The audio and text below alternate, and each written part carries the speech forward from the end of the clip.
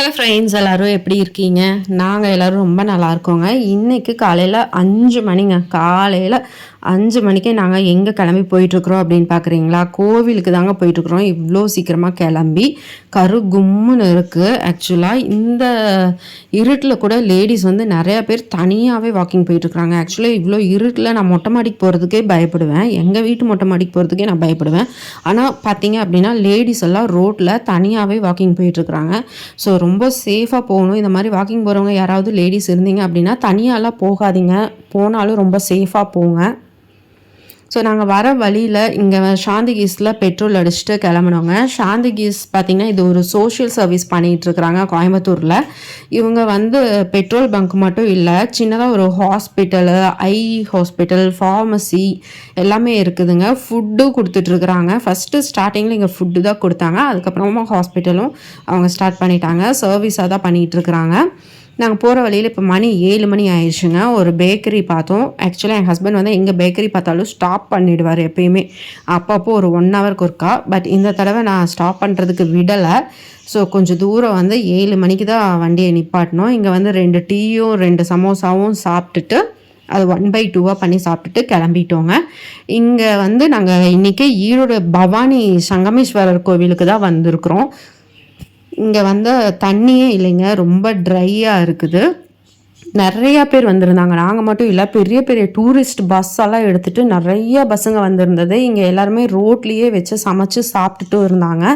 நிறையா பேர் ஆற்றுல குளிச்சுட்டு அப்புறமா கோயிலுக்கு போய்கிட்டு இருந்தாங்க. கல்யாணம் ஆகாதவங்களுக்கெல்லாம் இங்கே நிறையா பரிகாரம் பண்ணுவாங்க. நாங்களும் எங்கள் காரை வந்து ஓரமாக நிப்பாட்டிட்டு கோயிலை நோக்கி நடக்க ஆரம்பிச்சிட்டோம். இன்றைக்கி நம்ம இங்கே இருக்கிற சங்கமேஸ்வரர் கோவில் பவானி கூடுதுறையில் அமைஞ்சிருக்குதுங்க. இந்த இடத்துல பவானி, காவேரி, கண்ணுக்கு புலப்படாத நம்பிக்கை நதியான அமிர்த நதி 3 நதிகளும் சங்கமிக்கிற இடம்ங்கிறதுனால இந்த ஊருக்கு கூடுதுறைனும், இங்கே அமைஞ்சிருக்கிற இந்த ஈசனுக்கு சங்கமேஸ்வரன் அப்படிங்கிற பேரும் வந்திருக்குது.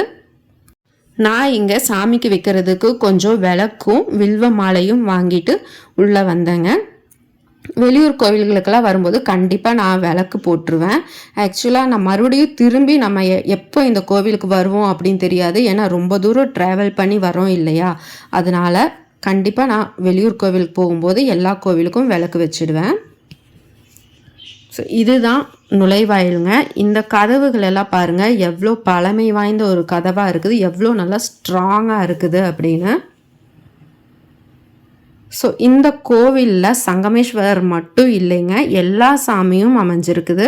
அதாவது நரசிம்மர் இருக்கிறாரு, வள்ளி தெய்வானையோட முருகர் இருக்கிறாரு, நவகிரகங்கள் இருக்கிறாங்க, அப்புறம் பெருமாள் இருக்கிறாங்க, வேதநாயகி அம்மாளும் இருக்கிறாங்க.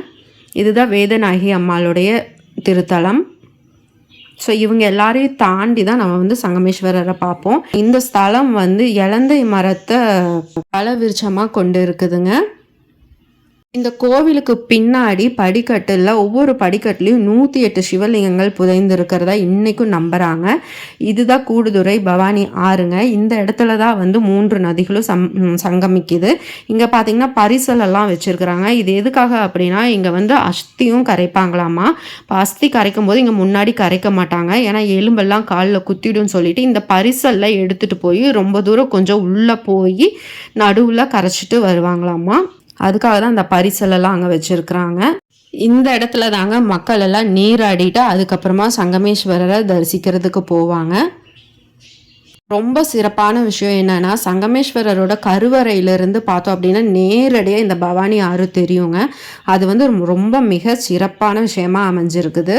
நாங்கள் இப்போ தரிசனமெல்லாம் முடிச்சுட்டு கிளம்பிட்டோங்க. கிளம்பி வர வழியில் பார்த்திங்கன்னா பவானி ஆறு சுத்தமாக ட்ரையாக இருக்குது. சம்மர் சீசன் அப்படின்றதுனால.